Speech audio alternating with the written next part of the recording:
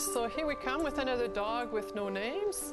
The project Dogs with No Names came to the clinic here because dogs were brought in from the nearby First Nations community, and these dogs came in and needed medical help. And every time we have to enter our medical record, then we look into it and say, well, whose dog is it? What's the dog's name? And it was always, well, this dog doesn't have a name. So it's always, oh, another dog with no name. And here it is. I started with Dr. Sampson in 2004 when I retired from my career and moved out to Bragg Creek, built my retirement home, and worked in her vet clinic as a veterinarian assistant.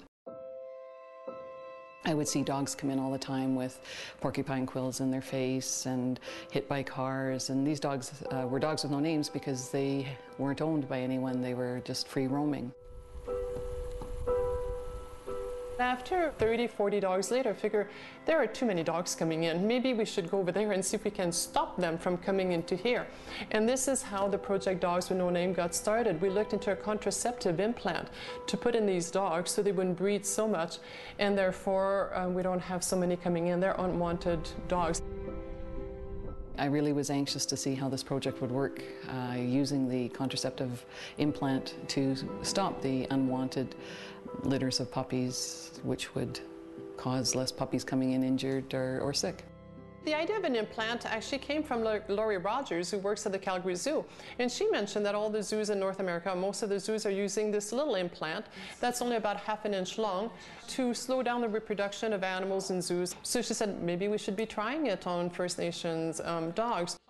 This is what the contraceptive implant looks like, and it works very well. It was already backed up by a lot of research, so it was not brand new and trying a product. It's already been in use for over 10 years, but to use it in the context of slowing down a population of unwanted dogs, that was innovative, and it is working, and it is well received.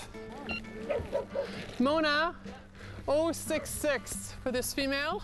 It's a wonderful feeling to see that dogs we've implanted have not had puppies, they have a pregnant pause, and the community's very engaged with us, so it's a wonderful feeling coming back from, you know, an afternoon out on one of the First Nation reserves. We feel very accomplished. When they told me what they do, I start to, trust them. And, they left dog food, they dewormed, and they, for the females, I say about 5 years ago, we had close to nearly, I think, 11 to 15 dogs. Now we only have 3, and that's how we're trying to keep it. You're a good dog. The residents are also really trying to cope with this situation. So at the end of the day, I mean, we have a few bum days where we come back and we're a bit silent and we're sad by some of the things we've seen, but most of the time we're actually very energized to get back and get more work and get more results and work with more people. So actually it's been far more positive than I think. It's actually very energizing. It was very creative because it came from a project that they do at the Calgary Zoo with their animals there. I mean, this is not a new concept, the contraceptive implant. It is to the dogs. I mean, she's trend-setting here.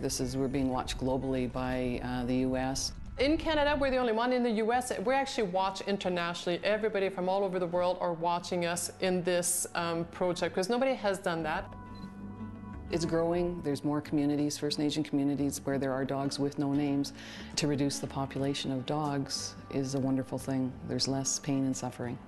The biggest reward, I guess, every time you go out, it's all the connections you make with people and the animals. So even though at the end of the day or at the end of the year we look at our research notes and we're looking at hundreds of animals, there's always one that resonates, either a person or a dog, and that just spurs you to keep going.